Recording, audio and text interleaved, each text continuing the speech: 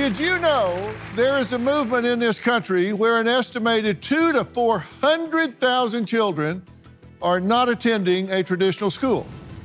Instead of hitting the books and packing a lunch, their parents are leaving it up to them to decide what they want to learn and how they want to learn it. It's called unschooling, where the child, that's right, the child directs his or her education through their own interest, all while allowing their daily experience to help teach them. From building a fairy village out of sticks and moss in an effort to teach geometry and critical thinking, to traveling the open road in a bus instead of sitting in a classroom, tonight's guests claim unschooling is a must for their families. Now, my first guests, Taylor and Nick, say their 3 boys are unschooled, barefoot, and using their curiosity and love of nature as their teacher and lesson plan.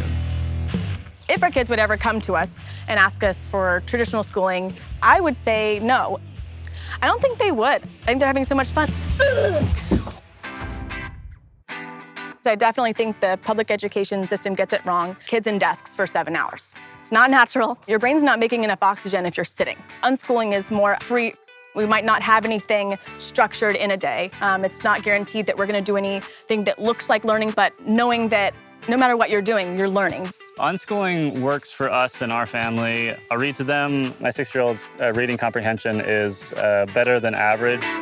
I don't know exactly what the metrics are because we don't really follow it. We're teaching our kids lots of things that weren't covered in public school for us, and things that are more important than the Civil War dates or the atomic numbers. Learning happens outside. They're identifying plants because they're genuinely curious about their environment. Our kids have learned gardening, crawfish hunting, fishing, foraging for wild food. They've learned how to care for animals, collect eggs, how to manage a fire if it gets out of control, how to build shelters. Hudson and I have been working on a fairy village, collecting sticks, adding things like moss and mushrooms. We've hatched our own eggs, so we end up with roosters that we don't need. We don't do extensive butchering, but Hudson's gone through with that whole process with me. We're not like dependent on the meat that we have here, but it's important skill. That's part of the unschooling for us is if you need to, you know how to turn an animal into meat. There's so many benefits to just being barefoot. It's called grounding. It balances your cardiovascular system. Again, helps you think. It's more conducive to learning. We think that nature goes hand in hand with a healthy life. You actually have a master's degree, Do. and it's in interdisciplinary studies, education, recreation. Yes. A lot of different disciplines, philosophy. Did it work for you? I didn't get a job in any of those things, no. But I think some of the things that I learned I could apply into what we're doing now. Okay. And Nick, you have a master's degree in philosophy. Correct. Right. Are you glad you did that? I wouldn't have paid for it. I don't use it. I could have pursued all the primary literature myself. I met my wife at graduation, but... Well, there you go. Yeah. There is that. Yeah. Okay. You say your children will never set foot in a classroom. I don't think so, no. I can't see a reason they would want to go to public school. We have a really strong vision for what we want for our kids in their future. 1, we want them to be well-rounded socially. 2, we want them to have a strong foundation of physical health, and I don't think you get that sitting in a desk. We want them playing all day. And then 3rd, we just really want them to have a say in their own life and their own future from an early age. We really do think that they can think for themselves. They are whole humans, and that kids should be able to choose their path sooner in life rather than waiting till 18 or around that age to start taking electives or making decisions like that. Well, is this about your experience in school? You said school crushed you. It was not good. Looking back from 5 on, just in school, I knew what I was good at and what I wasn't good at, right? I was good at writing, I was good at public speaking, I was good at art, and that was it. Math, not so much. But when you are forced to do math and like you keep going up this level of, they make you do more of what you're not good at. You know what I mean? They really do. So I didn't get to do extra writing or reading or art, the things I was naturally talented at, but they give you extra periods of math. If that's the one thing you're struggling in, they really lay that on thick. And what that does to self-esteem is it does crush you. Yeah. And it makes you hate learning. You're bored. If you're being really drilled stuff that you don't think is important, that it's not really meeting your natural needs, it makes school just dreadful, honestly. You think public school doesn't listen to children? Correct. They don't hear them, don't tailor things to them, which I can't argue with that. I mean, they kind of have a one-size-fits-all. Yes. Right? And you think that's not good for the children? I don't think so, no. So you're having them do whatever they want to do, which is like build a fairy village, which is a way to learn geometry, math, angles, things like that in an applied way. Yes, and they're still really, really young. Right now, Hudson is first grade age, but it'll continue to be things like this, hands-on ways of learning. You can learn math. I think my real struggle with math was that it didn't make sense to me, just doing numbers on a page over and over. There was nothing visual to it. But if they're learning how to, like we're renovating a property, if the boys learn how to build a house, if they're learning math in an applied way, I feel like that's way more effective, and it's gonna stick with them. And you were pointing out they learn by looking at a speedometer, looking at things just in the real world. I think there's a quote by John Holt, and it's, we learn and remember the things that we seek out and come across naturally in daily life. And I think that is so true. Even as adults, like the stuff we really know and that we're good at, it's something that we've come across and we've found a need, and you're just organically coming across something that you're curious about, passionate about, excited about, then you're gonna want to learn it, and you're gonna absorb all of it. And you're teaching them things like fire safety and hunting and how to survive in the wilderness, things like that, which come in pretty handy. Yeah, these are things that are just very interesting to boys naturally. And, you know, if we have extra time to develop those skills, why not? Do you worry that there's a social aspect missing, a relational aspect missing, a competitive aspect missing, the flow of commerce is missing? We don't want them to get into the flow of commerce, I think. I think like when we look at 9-to-5s and what some people call the rat race, like are people truly happy, right? So it's kind of, we're not wanting them to get on the conveyor belt. Absolutely, we're wanting them to think for themselves. But as far as like the social aspect. You seem to be thinking for them. You could say that to someone who was sending their kids to a public school without asking them what they want to do. You know, I think that's telling kids what to think and what to do. Schools, that's exactly what they do. You have to learn this, this, this, and this. That's telling kids what to think. That's obviously taking a choice away from the kids as well. And I've got a question about that.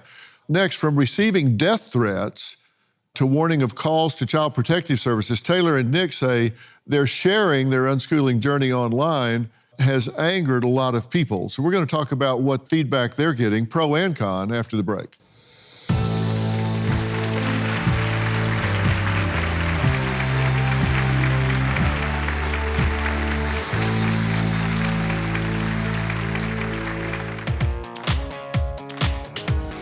The most viral we've ever gotten was an image of Hudson raking the garden, and I had text over the screen saying, I asked my 6-year-old what he wanted to learn in first grade, and he wanted to learn how to transplant different plants. It was like 20,000 comments, mean comment, just roasting it, saying, you're a liar, really attacking me, and some attacking him. So we got a lot of backlash for that. This episode is brought to you by masa chips.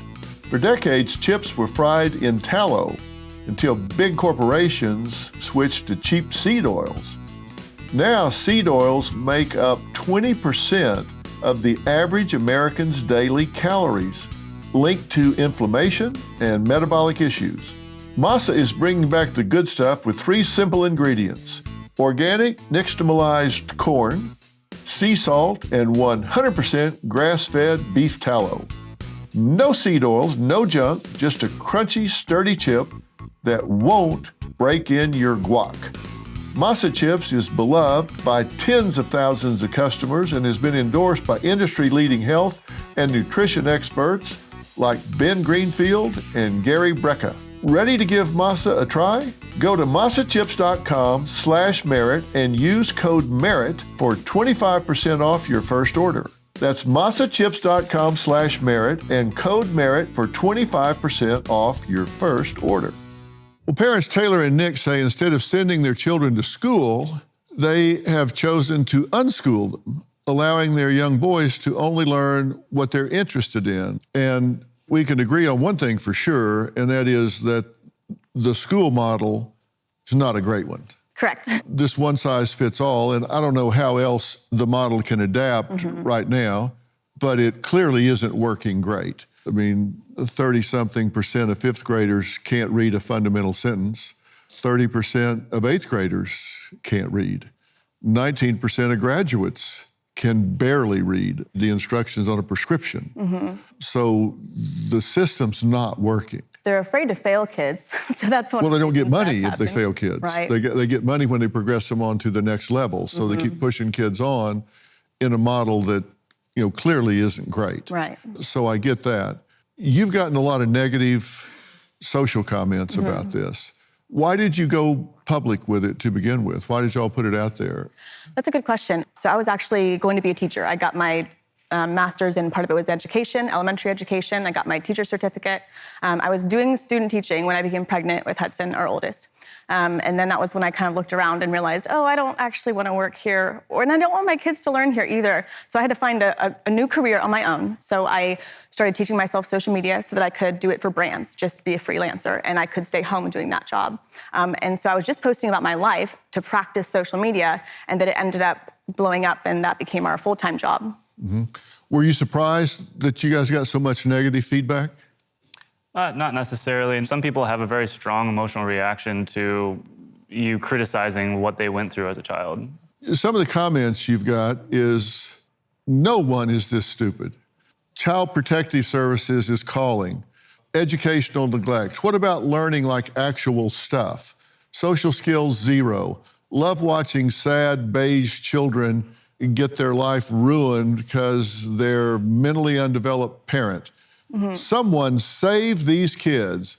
Isn't it so telling that the public school kids grew up to be such bullies online? So I think that's really indicative of the whole system. What shocks me the most is that they just wouldn't believe that's what he wanted to do, was learn how to transplant plants. And people were saying, put him on Fortnite like a regular kid. And it's indicative of our school system that we don't see kids as whole humans that could possibly have any interests or skills outside of what's in this box. And that's how the system is set up. Kindergartners are capable of this. First graders are capable of this. Second graders this. We put this ceiling on kids based on what age they are and what they should be interested in. And no one could believe that he was interested in something like gardening. Nick, you say if your kids wanted to try school to socialize more, you'd be okay with that. At a certain age, I don't know what that age would be, but there's certainly a situation, where our oldest 16 gets a girlfriend, there's a very obvious pressure with that kind of thing. And we're not trying to control our kids. We're not trying to brainwash them. They're gonna go do what they wanna do in the rest of their lives. That's what we want them to do. That's what we're training them for. Their values, the foundation that we're trying to instill in them, their independence, that's already gonna be there. So whenever they do decide to leave the nest, that's what we want them to do. Well, you're not a big favor of that. No, I just don't see it happening, but I'm also open-minded, and that's how we try to raise them. So when he's 16, I'm open-minded to see what happens at that point. You said my kids will never set foot in a school. That doesn't sound real open-minded. It wasn't an exact quote, Dr. Phil, but I don't think that they will. Well, I'm not trying to start trouble here. You guys can work that out in the woods. Yeah. But why does it need to be either or, unschool or school? This looks like what a lot of people call camp, or what you do after school, or what you do in the summer. But most parents don't do stuff like this with their kids after school because they're at a job. Because everyone has such a different life and what they want, what their values are, and how they have their life set up. You can be a very involved parent and try to pass on, your values and these things, but you have to understand the reality is your kid is in a public education system with peers who are not great. You have teachers that are uninspired for the most part, teachers that are more worried about, their administrators than they are the kids. And that's just how the system is built, and that's not fair to the kids. It could be what we think is what we're doing is ideal. Public school works for most people, and that's okay. And parents can fill in a lot of gaps, but if they go to get a job later and they say, well, what's your training in math? They say, well, I can read a speedometer, I can build stuff. I can't tell you the math involved, or I can't use a protractor, or I can't tell you how I can do it, but I can do it because I have experience, which could be true, but are they going to be really competitive career-wise if they don't have any training in the educational system at all. Yes. I think they'll be more successful. I think they will have so long to work on these skills, and they'll have case studies. And right now, like when you we watched your college episode recently, you can get so many jobs with just having experience or knowing somebody. And people want someone who can do a job. They don't really care about the paper anymore. It doesn't mean as much as it used to. People want someone who's capable, and I think that our kids will be very, very capable. And people in the community want to help kids. I mean, that's kind of a taboo thing. Like you send your kids to public school because those are the experts, right? But people in the community, retired people, they want to instill, whatever they learned in life in kids. I mean, that's a natural thing. And you can get that with homeschooling because there aren't as many time boundaries. We are in the midst of a brutal allergy season. According to experts, it is longer and more severe than in years past. For many of us, that means sleepless nights, tossing, turning, and sneezing, and the dreaded postnasal drip. That's not even half of it. But there is a solution. Sambrosa night syrups. It's effective. Try it and get your best night's sleep. If you watched my town hall with RFK Jr., then you know Sambrosa is sponsoring Merit TV's Make America Healthy Again campaign. That's because Sambrosa contains no dyes, synthetic colors, or artificial flavors, and no high fructose corn syrup. Just a base of nutrient-rich honey and 7 organic herbs and a small dose of antihistamine that will have you sleeping like a baby. Go to Sambrosa.com and use code MERIT for 25% off your first order. Wake up rested and invigorated. Again, go to Sambrosa.com and use code MERIT for 25% off your first order. My next guests, Jen and Kyle, say they have foregone traditional school to instead hit the road with their family in a bus called Blue Betty. Why? So they could use the world around them to unschool their children. My kids sitting in 4 walls would be the most awful disservice to their beautiful creativity and who they are. We had put our kids in private school, and you know what? They absolutely hated school. They weren't exploring, they were just staring at a screen. I just don't think they were getting anything out of it. And they just had no freedom to be creative. It's a huge disservice to do that to my children because they didn't like it. We decided to pull them out. It wasn't until we found unschooling where our kids began to thrive. You travel, you learn by experiences. We have been living and traveling full-time in our vintage bus with our kids for 4.5 years now. Welcome to our bus. Our kids have been to 47 of the 50 states. Wherever our location is, we use that as our classroom. Our youngest is still unschooling. He's a kid that likes to be outside. He's not one that's gonna sit behind a desk. He's not up to the reading level where public school says that he should be, but I really let him follow his own path when it comes to what he wants to learn about. He has his own pair of binoculars, and he's really concentrating on just looking at the different bird species. You're still learning the core reading, writing, math. You're just teaching it in a different way. Education is not one size fits all. They can have any opportunity they want because they know that they can go after it. Welcome. Thank you. You say unschooling your 9-year-old son involves no set curriculum or even schedule, right? Okay. How do you determine if you're challenging his mind enough to be sure that he's cognitively achieving everything that he can and should at a certain age? Well, we're with our kids 24/7. There's no break. Do you consider that a good thing? Oh yes, I love it. I didn't before. I love why do you it. consider that a good thing? Well, because here's the thing. We lost a son in 2011 in a car accident. So sorry And- that happened. Thank you. And life is so precious. Life is so short. We've been to public school. We've done private school. We've done online school. And we only get 18 summers with our kids. And so because we're around them that much, we see all the things, we know all the things. And with him and his reading, our other 2 kids, they had to go to a tutor 3 days a week when we lived a traditional life. They were miserable. They would come home so mad, so upset. They hate reading to this day. They do not want to read. And so with Eli, our youngest, I didn't want to make that mistake again. I want him to love reading, and we're taking it at his pace. Are there any requirements that you have to meet for homeschooling? In Arkansas, you just have to announce it. You don't have to submit any paperwork or take any tests, no. Well, actually, that's not true. In Arkansas, you do have to submit a notice of intent to homeschool. You have to file a form with the Arkansas Department of Education website, right? Yes. And they don't give you any guidelines at all? It's just, hey, just let us know and have fun. Yes. That's it. And in some states, there's even less. Like in Oklahoma, for example, no notice at all. You can just homeschool. You don't have to tell anybody. Don't even have to tell them. Correct. They don't follow up with what you're doing or not doing? Oh, okay. Did you guys file any notices or anything?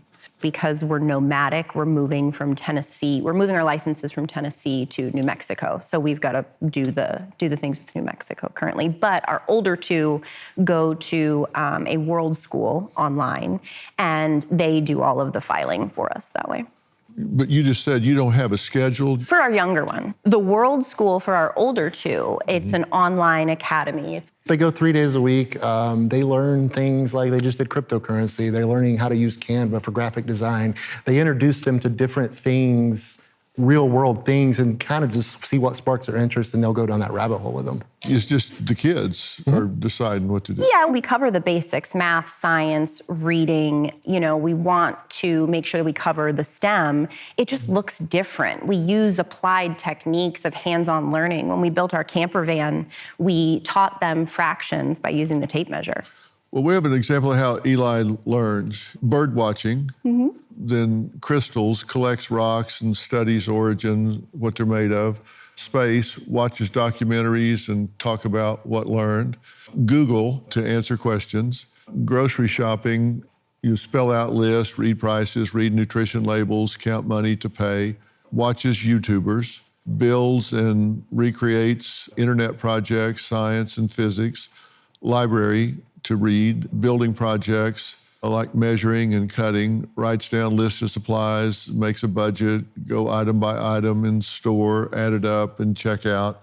So functional sort of things. And then adventures outside, museum visits and real world experiences, things like that. Yeah.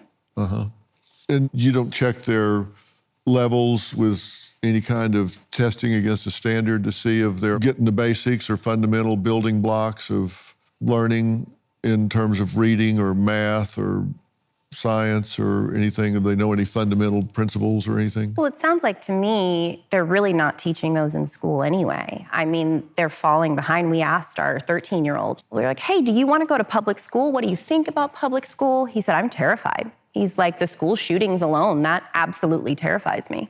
Hey, Dr. Phil here. My network, Merit TV, has it all. Now, let me blow your mind.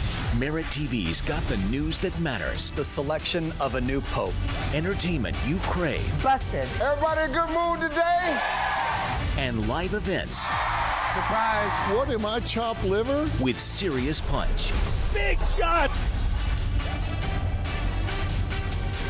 Go to merittv.com and download the Merit TV app today.